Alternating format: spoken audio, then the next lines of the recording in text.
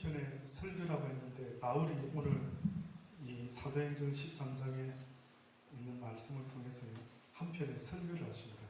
근데 여기 보니까 설교가 어디서부터 시작되느냐면 이 이스라엘 백성의 하나님이 우리 조상을 택하시고부터 시작되죠. 결국 그 조상이 누굴까요? 아브라함입니다. 아브라함. 결국 하나님이 이스라엘 백성의 조상 아브라함을 택하셔가지고요, 그들을 믿음의 자손으로 삼으시는데, 어느 날 그들에게 하나님이 한 440년 동안이나 애굽에서 종살이하는 시간을 허락합니다. 근데 뜻밖에도 그 타임이 어떤 면에서는 하나님이 계획하는 어떤 시간이었던 것 같아요. 결국은 모든 걸 지금 하나님이 하십니다.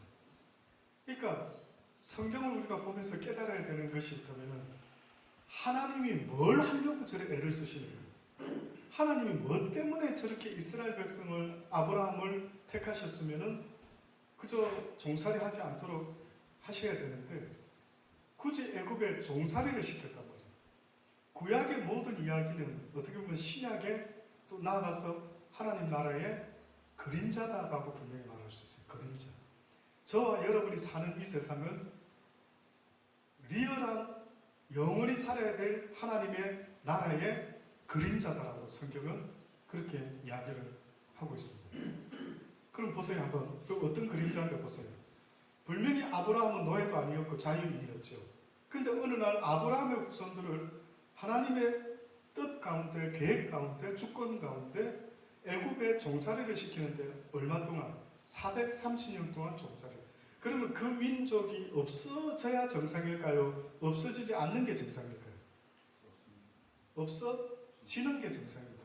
저희 아버님, 어머님은요, 제가 어렸을 때에 이야기할 때 일본말로 하셨어요. 저희 어머님은 흑백 텔레비 19인치 있었을 때에 일본 방송을 부산에서 받아서 보시더라고요. 그러니까 가까워서 그런지 일본 방송이 낮에도, 우리나라에서는 그때 정오의 방송이 없었을 때였어요. 그래서 저는 보고 놀랐어요. 아니, 우리 어머니 아버지가 어떻게 저렇게 일본말을 저렇게 유창하게 쓰시지? 일본의 통치 아래서 한 세대가 지나가기도 전에 벌써 그들의 폭정 가운데 한국말을 잃어버리고 일본말을 쓰게 되고, 이름도 다 일본화 만들어버리고 신사창배시키고 완전히 일본 사람화 시켜가지고 다스리려고 하는 430년을 애국에 종살이 살았다면 어땠을까요? 상상이 안 되시죠? 그렇죠? 아니, 그러면 내 족보, 내 삶의 근거 기억나는 게 있을까? 그냥 나 애굽 사람인 줄 알고 살았을 때, 그렇죠? 근데 성경에서는요, 애굽이라는 나라는 세상 나라를 이야기합니다. 애굽 왕도 어떻게 보면은 영적으로는 이 세상을 쥐고 있는 악한 사단의 그러한 역할이 될 수도 있죠. 그래서 430년 가까이 종살이를 하다가 드디어 어떤 일이 벌어집니까? 모세를 보내게 되시는데, 근데 처음부터 모세를 보낸 게 아니라 하나님의 계획과 각본은 보니까 이스라엘 백성들이 어떻게 해야만이 그때에 하나님이 모세를 보내는데, 그때가 어느 때일까요? 이스라엘 백성들이 종살이를 하면서 그냥 그렇게 지내고 있었지만은 하나님을 찾고 구하지를 않았어요. 놀랍죠? 놀랍죠? 맞습니다. 그러니까 결국은 하나님은요, 하시는 그 방법과 역사를 보면은 우리로 하여금 먼저 하나님을 찾고 구하도록 요구하시는 게 있는 것 같아요. 그러니까 안 하는 거예요, 지금. 그래서 하나님이 쓰시는 가장 찾고 구할 수 있는 방법은 뭡니까? 고난입니다. 고난. 이게 돼야 되는데 안 찾아요. 그러니까 여러분 혹시 주변에 비즈니스 잘 될 때, 건강할 때, 아, 나 그때 주님 만났어요, 이런 분 들어보신 적 있습니까? 없을걸요. 거의 다가 좀 건강하고 막 좀 뭐 재밌고 하면은 거의 하나님 잘 안 찾습니다. 어디 아프고 힘들어야 더 간절. 제가 병원에 요번에 있을 때에도 아프니까 할 게 없잖아요. 네, 하나님 부를 수밖에 없었어요. 의사도 큰일 났습니다. 이 속이 완전히 쓰레기장이 됐습니다.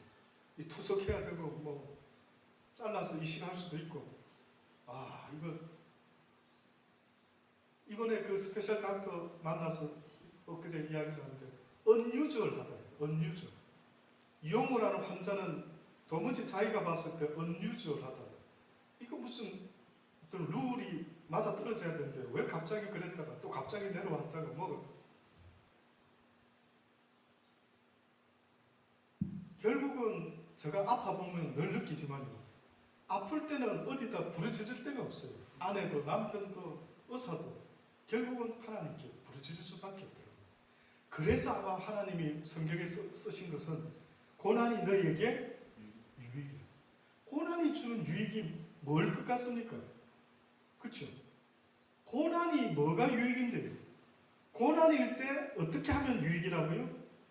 하나님을 찾을 수 있는 상황이 될 수 있다면 고난은 더 이상 고난이 아니다. 인정하십니까?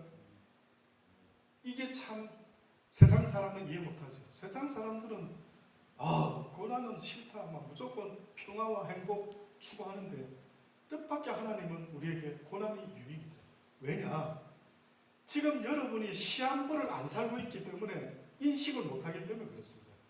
제가 여러분 예언 하나 할 수 있습니다. 여기 있는 분들 앞으로 한 50년 후에는 거의 다 우리 권사모님 빼고는 모르겠습니다만 거의 다 죽을 수 있대요. 50년 맞습니까? 좀 더 산 사람도 있긴 있겠지. 한 5, 60년 후에는 다 죽는데 상상됩니까? 내가 죽는 날이 온다? 어때요? 상상되십니까? 안 되죠, 잘. 가만있어. 내가 어느 날 사형 선고받고 몸이 점점 아파오면서 죽을 수 있다. 그래서 죽기 직전에 아내의 손을 붙잡고 그동안 살아줘서 고맙소. 이런 말을 하면서 떠나야 될 날이 있을 수 있다. 와닿습니까?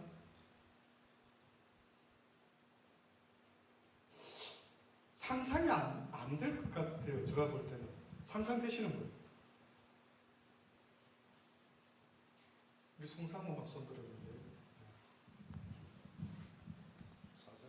상상되게 저도 상상이 될 듯 하면서 개인적으로요. 나한테 그런 죽기 직전의 날이 있단 말인가? 한번 생각해보면 상상이 돼야 되는데 뭔가 나도 모르게 그건 멀리 있는 이야기지. 설마 내가 그럴 날이 있을까? 뭔가 어디서 들어오는 용기인지 몰라도 분명히 죽을 것을 알면서도 죽지 않는 사람처럼 살고 있는 거예요. 이게 문제인 겁니다. 죽을 줄 알고 사는 사람과요, 죽을 줄 모르고 사는 사람이 바로 이 차이가 있는 거예요. 제가 만났던 그 애담길 자매는요, 자기가 얼마 못 살고 죽을 수 있다는 걸 인식하고 살고 있더라고요. 그럼 무슨 차이가 있을까요? 인식하고 사는 사람과 나도 언젠가 늙어서 죽겠지. 그때 가서 죽을 때 죽겠지. 이러고 전혀 죽지 않을 듯이 사는 사람과 실질적인 차이는 뭡니까 도대체? 뭐가 차이 있을까요? 마음가짐 다르다. 그럼 예를 들어 구체적으로 혹시나 누가 이런 게 좀 구체적으로 다를 것도 같아요. 그냥 그저 의미 없이 시간을 보내지는 거죠. 예, 뭔가를 하나님 앞에서 이제 준비를 해야 된다. 그렇죠. 우리 믿는 사람들은 이거 내가 주님 앞에 꼭 가겠구나. 앞으로 누가 한 달 의사가 의학적으로 당신은 아무리 기적이 일어나지 않는 한 한 달 살다 갑니다. 이러면 과연 내가 어떻게 살 것인가? 허전도사님 죄송한데 앞으로 한 달 남았어. 미리 알았어. 해피는 내 때가 어느 때이니까 이랬더니 네 때는 한 달 후에 내 나라로 오는 때이다. 이렇게 해가지고 한 달 후에 죽는다 딱 들었어요. 어떻게 살 것 같아요? 이제 다 내려놓고. 네. 그럼 지금 그 소리 듣기 전까지는 별로 안 내려놔서. 이 내려놓는 정도가 네. 갑자기 떠오르는 사람이 생겨요. 그 할아버지라는 사람이 떠오르는데 그분 같은 삶을 살고 싶어요. 다 신발도 없이 신발 맨발로 네, 정말로 이제 예수 천당 그것만 증거하는 사람으로 그런 한 달간 그렇게 하겠다. 그러니까 지금은 사실은 아직 젊다는 생각이 있고 뭔가가 나에게 어떤 하나님의 계획이 있으시지 않을까라는 바람이 있다 보니까 지금의 어떤 공부나 학업이나 뭐 일 같은 걸 해보면서 그것을 고난을 감내하려고 하는 그런 입장이긴 한데 그게 아니라 갑자기 한 달밖에 안 남았다라고 하신다면 그냥 본론으로 그냥 들어갈 것 같습니다. 그럼 구체적으로 여쭤볼게요. 한 달 남았다면 학교 지금 신학교 다니고 있는데 네. 계속 다닐 거는 같습니까? 아니면 공부는 계속 할 것 같습니다. 왜냐하면 그 공부가 제가 깨달았던 게 학문을 위한 공부가 아니고요. 많은 사람들이 수많은 시간 동안에 하나님이란 분을 여러 각도로 생각해서 집대동을 해놓은 그런 곳간 같은 곳이라는 걸 깨닫기 때문에 스스로 깨닫는 하나님에 대한 안도 있겠지만 그곳을 탐구함으로써 최단 시간에 가장 깊은 사색을 할 수 있는 곳이라는 것도 이게 장점이 있으니 학교는 다니면서 최춘선 할아버지처럼 그렇죠. 거 가가지고 네. 거기서 또 외치고 네. 제가 하나님을 만날 수 있는 자리는 최대한 찾아다닐 것 같고요. 그 공급을 많이 받은 상태로 은혜 충만한 상태로 사랑을 하면서 전할 수 있는 삶을 계속 전하는 반복을 할 것 같습니다. 그런 느낌인 것 같습니다. 그럼 두 벌 옷이나 뭐 저희 여기 없어야 돼요. 노트북이나 뭐 저기 차 같은 거 저는 뭐 물건이나 아무 이제 그런 거 어떻게 처리를 좀 그럼요. 할 것 같다. 예, 그치? 필요하신 분들 다 필요한 분들한테 좀 봐가지고 네. 차는 누구한테 줘야 되겠고 그런 것도 생각이 들겠죠. 만약에 네, 당연히 갖고 있는 모든 게 사실 저희 어저께 이사하면서 느낀 게 하나 있어요. 네. 처음에 왔을 때 이삿짐 너무 없는 거예요. 1시간 만에 끝냈어요 이사를. 그런데 이게 지금 1년이 지나니까 네. 한국에서 부모님이 보내주신 옷들 자전거가 되고 4대가 왔어요. 그래서 뜯진 않았지만 이런 게 와 있는데 너무 허탄한 거예요. 내가 여기에 시간 투자할 것도 시간도 없을 뿐더러 이것들을 부모님이 기다려 주셨는데 나는 아무런 이게 지금 여기에 관심도 없고 정말 자체가 짐인 거예요. 제 인생에서. 근데 이제는 아무런 의미가 없는 짐들이 이렇게 무겁게 날 따라다니니 이게 되게 귀찮게 생각이 드는 입장까지 들더라고요. 그래서 어떤 생각이 들었냐면 없어도 되는 것들이구나. 이거는 아무런 필요가 없구나. 이 생각까지 가더라고요. 네, 지금은 그 생각을 해봤는데 방금 말씀하신 것까지 생각을 해보니까 그렇다고 한다면 감사한 게 뭐냐면 그 부자 청년은 내려놓기 너무 어렵잖아요. 너무 많은 걸 갖고 있으니. 근데 이 조만한 것밖에 없으니까 내려놓기가 쉬운 거예요. 지금. 근데 감사한 것 같아요. 지금 만약에 그렇게 하시라고 하신다면 어차피 별로 큰 의미가 없는 것들인데 내가 갖고 싶어서 뭐 하는가. 빨리 필요한 사람한테 나눠주고 나는 내가 길을 가는 게 맞겠다. 이런 생각이 들어요. 그렇죠. 뭐 사이즈가 어떻게 됩니까? 105? 옷 같은 거. 네, 참고해서 105 사이즈나 100 사이즈. 그래. 저는 이럴 것 같아요. 네. 다 때치우고 네. 저 하던 거 전부 다 호산나고 뭐고 다 다 스톱하고. 네. 가족들이랑 네. 여행 가고 싶어요. 여행 한번. 의미 있는 시간 가족들이랑 보내요. 별 다른 거 없고 그냥 가족들이랑. 케냐로 지금 계좌로 여행 한번. 최대한 여기 보내고 이재호 집사 보내고 우리가 할 일이 많으니까 다 보내고 신기하죠. 지금 한 달이라고 만약에 사형 선고를 받았다고 전제를 하니까 뭐가 좀 상황이 달라지죠. 그러니까 그러지 못하는 이유는 내가 굉장히 오래 살 거라고 생각하니까 붙잡는 거 모아두는 거 이거 한 1년 후에 또 써야지 뭐 이런 게 들어오는 게 있잖아요. 놀랍더라고요. 저도 저 자신을 보니까요. 이사할 때 해보면은 이놈의 인생 짐이 뭐가 이렇게 많이 있는지 싶은 거예요. 그래서 저는 그래도 한 몇 년 후에 뭐 또 언젠가 쓸 것을 예상해서 좀 쌓아두는 스타일인데 우리 사모는 막 버리는 게 막 취미생활처럼 잘 버립니다. 그래서 늘 이사할 때마다 막 그 이야기를 하는데 근데 한 달 산다 하면은 진짜 저도 제가 뭐 할까 싶은 거예요. 진짜 뭐가 하나님 가장 기뻐하는 그동안 내 가정을 못 돌아봤다. 내가 정말 뭐에 그래 정신없이 살아왔지? 뭐 돌아보면서 그죠? 좀 하나님 앞에서 먼저 너와 네 가정을 돌아보는 또 그런 여러 가지 계획을 할 수도 있고 결국은 성경은 우리에게 바로 이 이야기를 하는 것 같아요.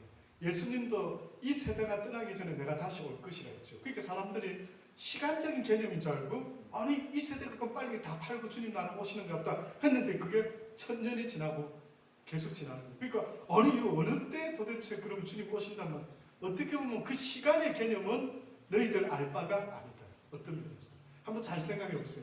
오늘 본문에서 우리가 읽었던 이야기도 그렇지 않습니까? 저희가 모였을 때 예수께 묻자와 그들이 뭐라고 하면 이스라엘 나라를 회복하심이 이때니까 아니면 언제니까 했더니만 때와 기한은 아버지께 자기 권한에 두셨으니 너희 알 바가 아니라고 했습니다.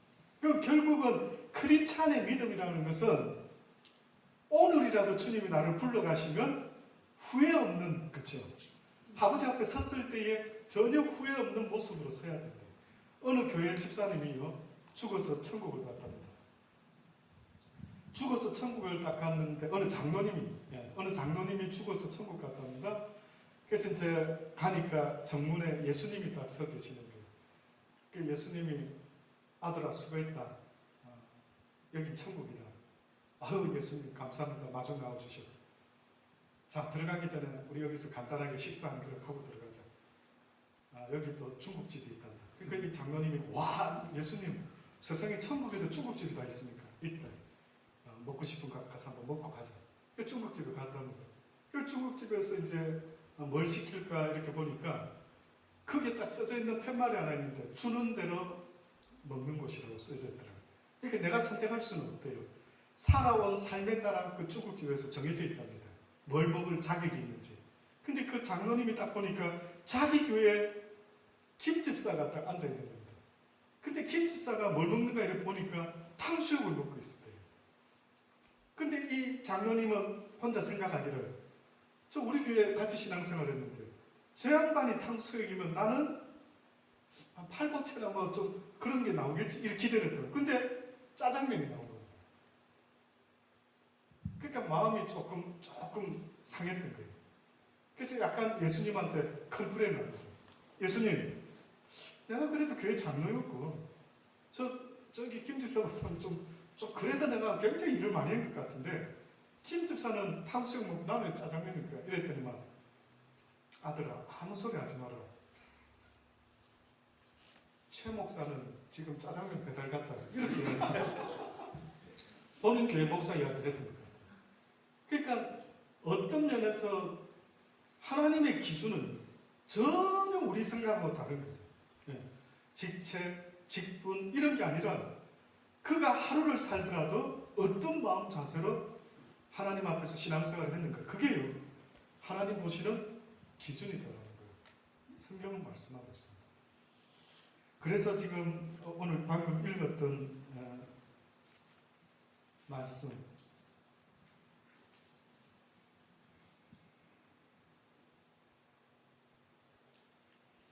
어디죠?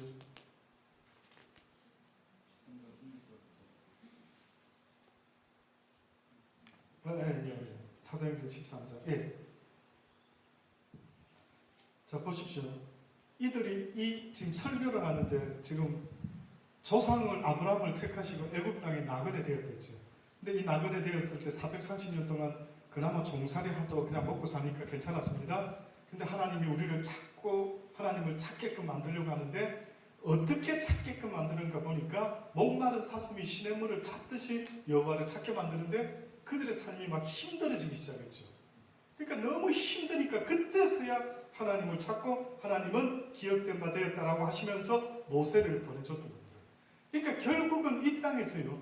저에게도 깨닫게 하시는 하나님의 말씀은 하나님을 찾는 자들 중에 적당히 찾는 자가 너무 많다 하시는 겁니다. 적당히.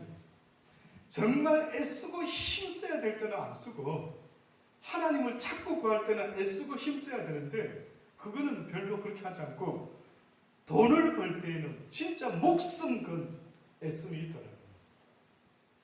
인정하십니까?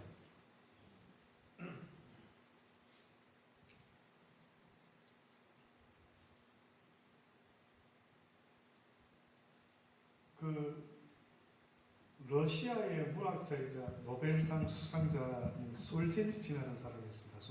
한번 이름 들어보셨죠? 솔제니친. 이 사람이 50년 동안 러시아 혁명사를 연구했던 사람이라고 합니다. 수백 명과 유명한 사람들과 면담도 하고 수백 권의 책을 읽은 끝에 그가 러시아의 혁명에 관한 결론을 내렸답니다. 근데 여러분, 러시아가 공산화되기 전에 거기 교회가 많이 있었을까요? 없었을까요? 많이 있었습니다.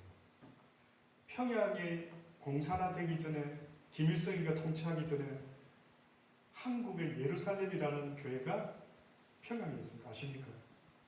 있었죠. 얼마 전에 그 영화 보셨죠? 그 당시 때 러시아에도 정교회가 어마어마하게 아주 국교처럼 되어 있었던 나라였죠. 근데 이 솔제니친이라는 이 노벨상 수상자가요, 러시아에 왜 이런 혁명이, 공산주의 혁명이 일어나가지고 온 나라가 공산 국가가 되고 말았을까? 이걸 고민하고 연구를 했던 모양인데, 그가 이렇게 결론 내렸습니다. 6천만 러시아인의 생명을 삼킨 무서운 혁명이 왜 일어났는지 내게 설명해보라고 한다면 나는 사람들이 하나님을 잃어버렸기 때문이라고 말하는 것 외에 다른 답변은 할 수가 없다. 솔제니친이라는 사람이 교회는 그래 많았는데, 교회 다니는 사람은 많았는데 그들이 하나님을 잃어버렸다라고 말했던 것은 아침에도 말씀드린 것처럼 자폐증 크리스찬들이 많았다. 예수 그리스도의 증인의 삶을 사는 자는 거의 없었고, 모두가 듣기는 잘 듣고 배웠지만 실제 삶은 세상 사람들하고 똑같이 먹고 마시며 친목회 모임을 하고 있었더라고요. 그 결과 러시아는 6천만의 사람들이 바로 공산주의 혁명에 의해서 삼킨 바 되었다. 그래서 이 고통과 이 가난 속에 살게 되었다고 말하고 있습니다. 어떻게 보면 주님도 의인 한 사람, 예루살렘을 살릴 수 있는 의인 한 사람, 다시 말하면 진리를 구하고 하나님의 뜻대로 살고자 하는 그 믿음의 증인 한 사람만 있어도 이 세상을 변화시킬 수가 있다. 의인이 변화시키는 게 아니에요. 너와 네 가정이 구원받는다 할 때도 너라는 그 개념은 너를 통해서 내가 일을 할 수만 있다면 세상은 구원받을 수 있다. 그러니까 여러분 제발 좀 잊지 마세요. 너희들이 나를 따라오려거든 내 제자가 되려거든 너를 부인하고 네 십자가를 날마다 지고 따라와야 된다라고 하신 그 말씀은 너를 부인하는 그 믿음이 없이는 내가 너를 통하여 나의 일을 할 수가 없다. 내가 해야만이 온 세상을 변화시킬 수 있다. 세상의 주권자인 하나님이 예수님을 통해서 역사했던 것처럼 지금 이 시대에도 그 예수님과 같은 순종의 맏아들이 예수님이었다면 그를 따르는 또 다른 아들들이 이 땅에 나타나기를 고대하고 있다. 피조물들도 하나님의 아들들이 다시 이 땅에 나타나기를 고대한대요. 근데 그 하나님의 아들이 누구냐면 순종하는 아들요. 똑똑한 아들 말고요. 그러니까 그 모습이 어떤 모습이냐면 5개월, 한 달밖에 못 산다니까 그때서야 다 내려놓고 욕심도 내려놓고 싸운 사람이 있으면 가서 사과하고 오히려 더 미안하다 그러고 say goodbye 하고 와 달라져요. 바로 그런 믿음으로 모든 걸 버릴 수 있는 오늘이라도 주님이 부르시면 가야 된다라는 그 믿음을 갖고 있는 그 한 사람만 있어줘도 하나님은 그를 통해서 하나님의 뜻을 이루어 갈 수가 있기 때문에 그 한 사람이 지금도 주님은 필요하시다라고 말씀하고 있는 겁니다. 아무쪼록 사랑하는 여러분, 그러한 증인이 될 수 있기를 바랍니다. 그 증인의 삶이 때로는 순교자의 삶이라는 사실 잊지 마시고요. 그렇게 호락호락한 거 아닙니다. 그래서 저도 어느 때는 막 미운 사람 왜 요번에 저렇게까지 저런 모습을 보이지? 왜 저 사람 갑자기 저래? 이런 사람들 속에서는 판단하고 저지하고 미워할 수 있는데 이것하고 안 하려고 싸우고 위에서 기도하려고 애쓰는 거 이게 어렵다. 이게 그러니까 예수님도 내 원대로 마옵시고 아버지의 원대로 나도 살기를 원합니다. 이것에 애를 쓰고 힘을 쓰는 게 너무나 힘들고 어렵더라고요. 사랑하는 여러분, 아직 기회 있을 때에 하나님이 언제 부를지 모르잖아요. 이곳에 있는 저와 여러분, 올 때는 순서가 있어도 갈 때는 순서가 없다. 저는 이 말씀이 이제는 너무 좋습니다. 고등학교 때 우리 교목을 통해 들었을 때는 심히 듣기 불편했는데 지금은 여러분에게 설교하면서 너무나 편합니다. 올 때는 순서가 있었지만 갈 때는 순서가 없다. 여러분 중에 저보다 먼저 갈 수도 있대. 그래서 방심하지 마시고 오히려 깨어서 기도할 수 있게 되기를 간절히 바랍니다. 네, 기도하시겠습니다.